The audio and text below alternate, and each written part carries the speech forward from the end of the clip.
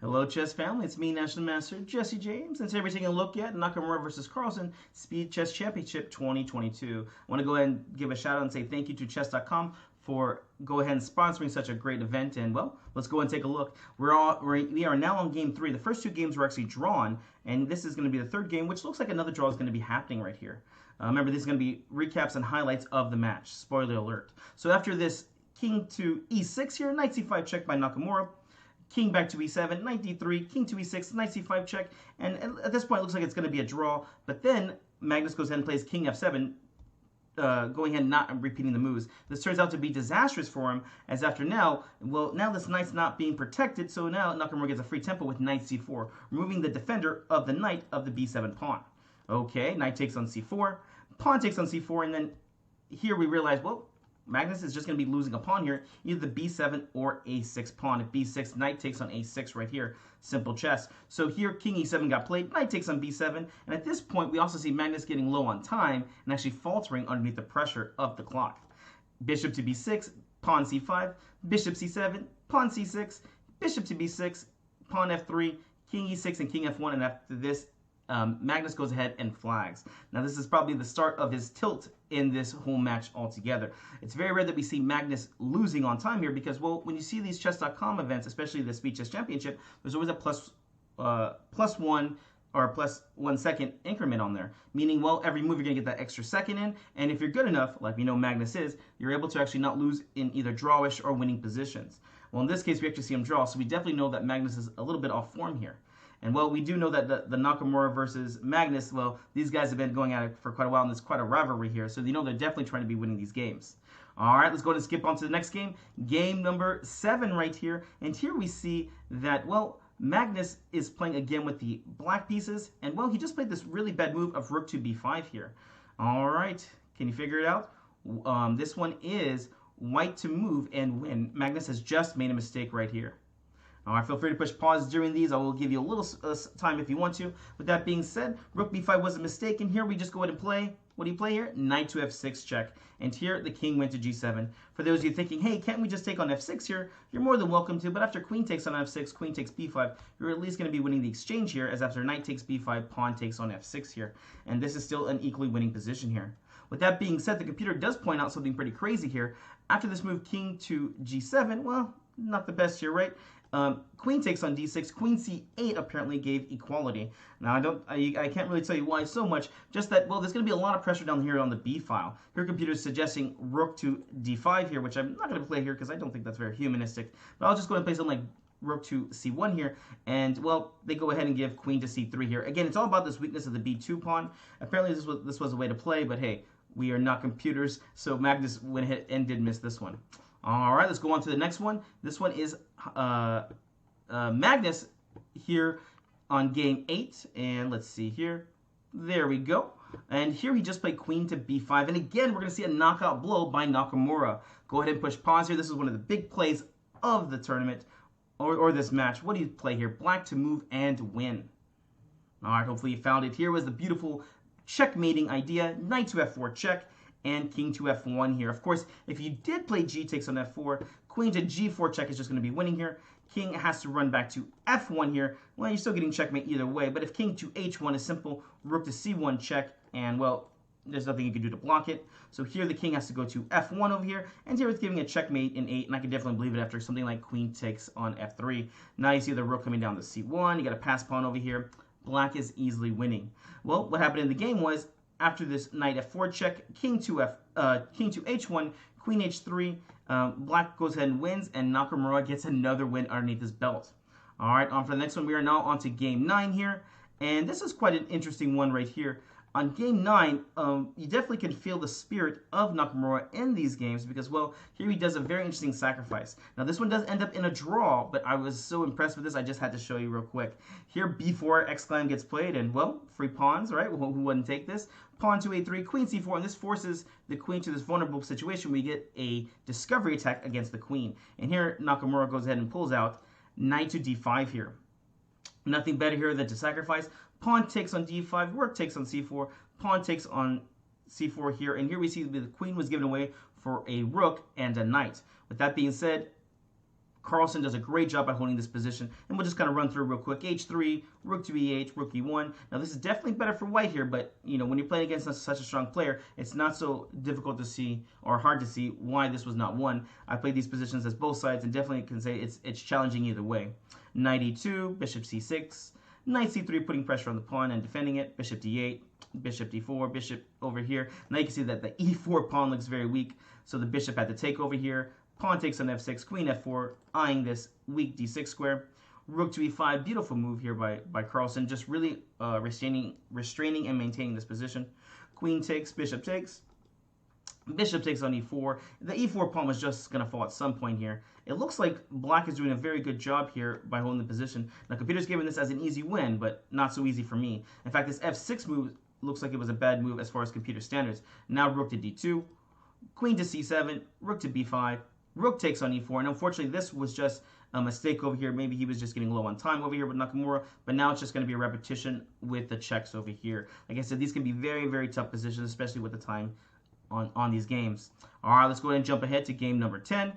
And well, what's going on in this one? Here we see that Magnus has had some tough games, some difficult games, and now he's playing the white side, so he goes ahead and chooses his London system, which goes well for a little while, but later on we'll see how Nakamura strikes back against this. Here it looks like a placid position, pretty equal. And, well, Magnus goes ahead and plays knight b3, putting pressure onto the c5 pawn. And, well, standard move here, pawn takes. And now a very interesting move here, queen takes on b4. And now we just get a nice positional win here by Magnus. Again, this was not really so much of a knockout kind of blow, but just a nice strategic game. And I really, that's why I wanted to show it as a nice recap.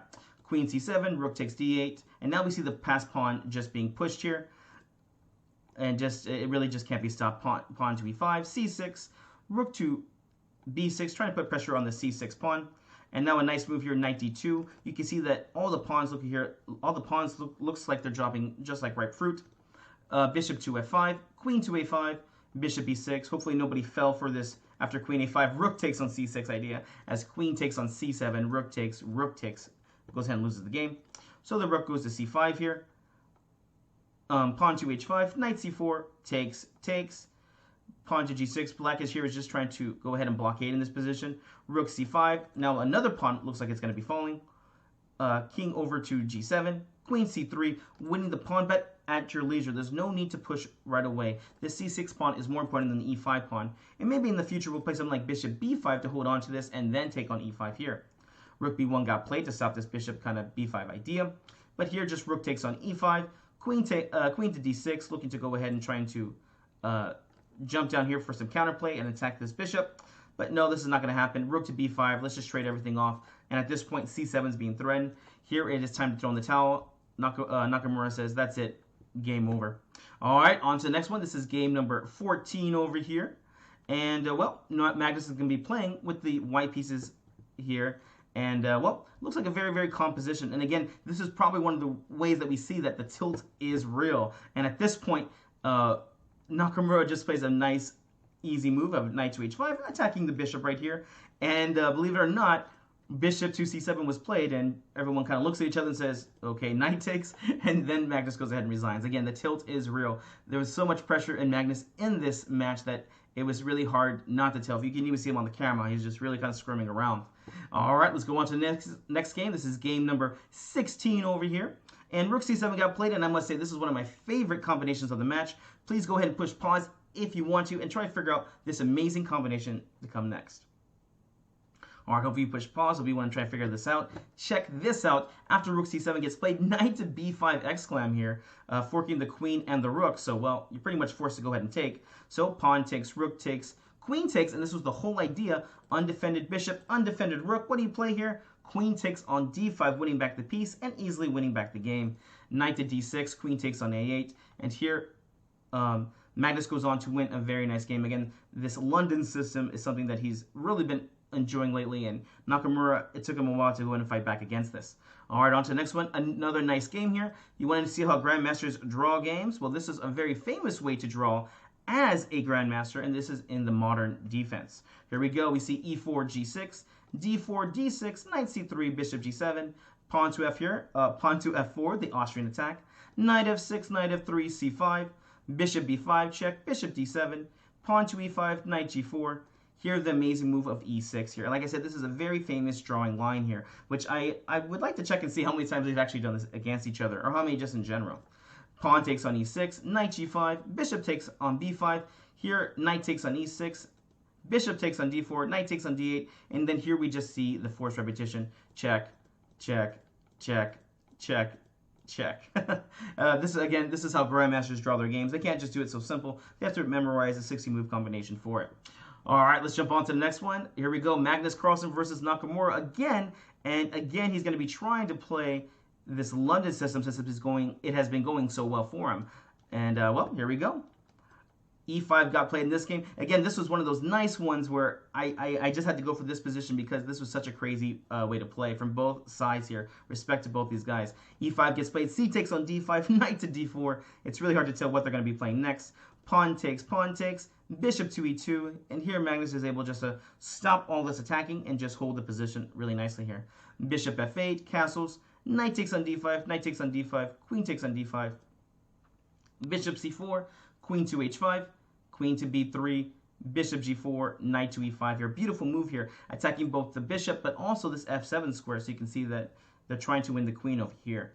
The game goes on for quite a bit longer, and, well, let's go ahead and jump on to the next one. I really just like the beginning of this one. So let's go on to game number 20 over here, and this side, Magnus Carlsen versus Nakamura again. You can see that Magnus is doing a very good job with his London system, but this time, well, the London does not make it out. And here we're just going to look at the full game. It's actually a quickie by Nakamura. Kudos to him for taking out this London system. So knight of d4, knight of 6, c4, e6. Oh, I'm sorry, this was not London system. It was just a regular queen's gambit. C takes knight, c3, c6, bishop f4, knight to h5, bishop g5, bishop e7, bishop takes, queen takes, pawn to e3.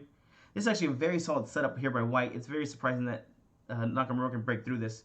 H3, knight to d7, bishop d3, and here we go. We start with the fireworks. Knight to f4, forking the bishop and the pawn here on g2. Well, here, this is probably the move that gets Magnus into trouble. He goes ahead and plays bishop to f1 here. Probably best was just to go ahead and castle here, but Magnus did not want to lose his light square bishop.